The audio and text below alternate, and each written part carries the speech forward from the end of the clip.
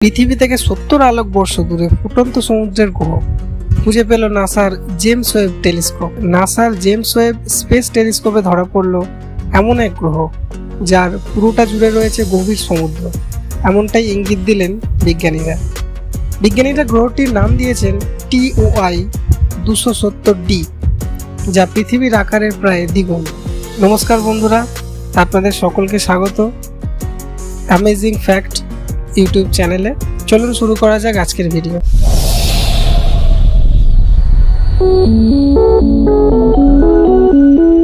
বিজ্ঞানীদের একাংশ জানিয়েছেন গ্রহটির বায়ুমণ্ডলের জলীয় বাষ্প, মিথেন এবং কার্বন ডাইঅক্সাইডের উপস্থিতি লক্ষ্য করা গিয়েছে, যার অর্থ সেই গ্রহে জলের বিশাল বড় ভাণ্ডার রয়েছে।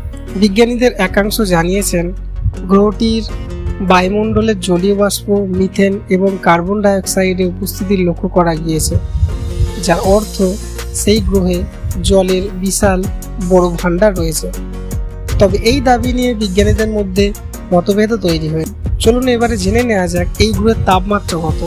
TOI 700dর গড় তাপমাত্রা, যদি এর মতো আবহাওয়া থাকে, প্রায় এর তাপমাত্রা হলো 268.4 কেলভিন। এই গ্রহের বৈশিষ্ট্য, আমাদের এই গ্রহের আবিষ্কার করা TOI 700d কে একমাত্র কিছু জানা গেছে যে তার তারকার হ্যাবিটেবল অঞ্চলে দুটি পৃথিবীর আকার রয়েছে। এই পৃথিবীর তুলনায় সম্পর্কিতভাবে এটি পৃথিবীর কাছাকাছি থাকা অথবা ভবিষ্যতের বৈশিষ্ট্য নির্ধারণের দৃষ্টিতে একটি অত্যন্ত সহজলভ্য সিস্টেম হতে পারে। কিন্তু কত দূরে এই গ্রহ আমাদের পৃথিবী থেকে, চলুন জেনে নেওয়া যাক। পৃথিবী থেকে এই গ্রহ অবস্থিত 101.4 আলোকবর্ষ দূরে এবং ডোরাডো নামক একটি ধ্রুবতারাতে এই গ্রহ অবস্থিত। তো আজকের ভিডিওটি আপনাদের কেমন লাগলো? আশা করি ভালোই লেগেছে।